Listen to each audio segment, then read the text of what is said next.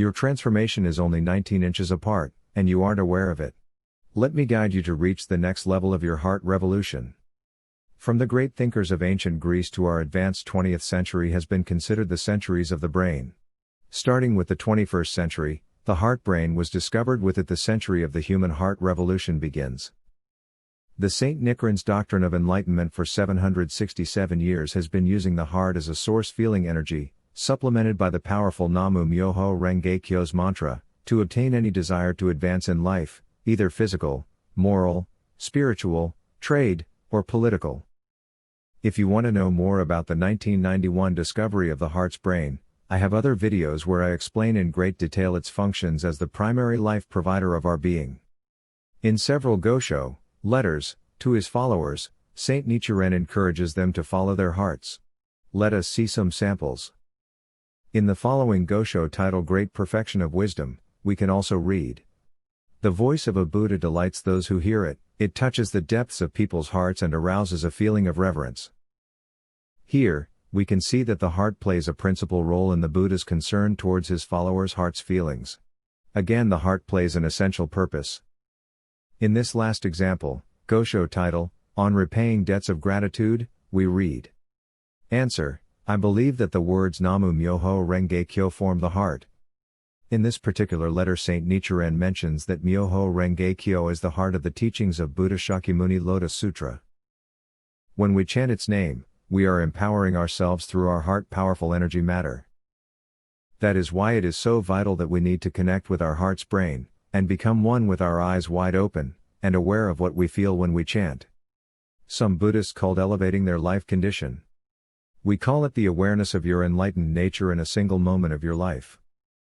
In the following Gosho title, The Drum at the Gate of Thunder, we can also hear, "Though you remain in Sato, your heart has come to this province, the way of attaining enlightenment is just like this. Though we live in the impure land, our hearts reside in the pure land of Eagle Peak." Again, Saint Nichiren mentions the heart twice, acknowledging the power of the heart's quantum physics energy matter radiation. We know that the heart's energy can be felt at many miles away by a dear friend or family member.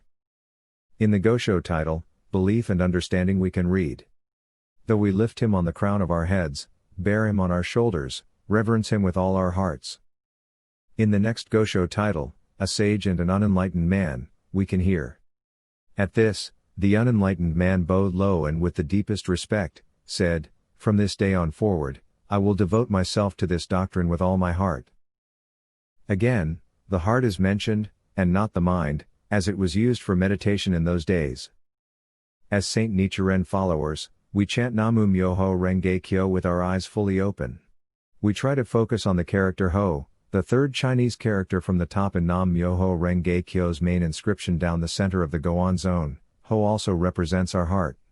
A passage from in the Juki chapter of the Lotus Sutra reads, "Single-mindedly, with hands together in reverence, they respectfully gazed up at the world-honored one, without lowering their eyes even for a moment." The symbolism of joining the hands in prayer. Our wholehearted chant is represented by the 8 petals of the lotus flower. This is also called the lotus of the heart, and it depicts our enlightened nature.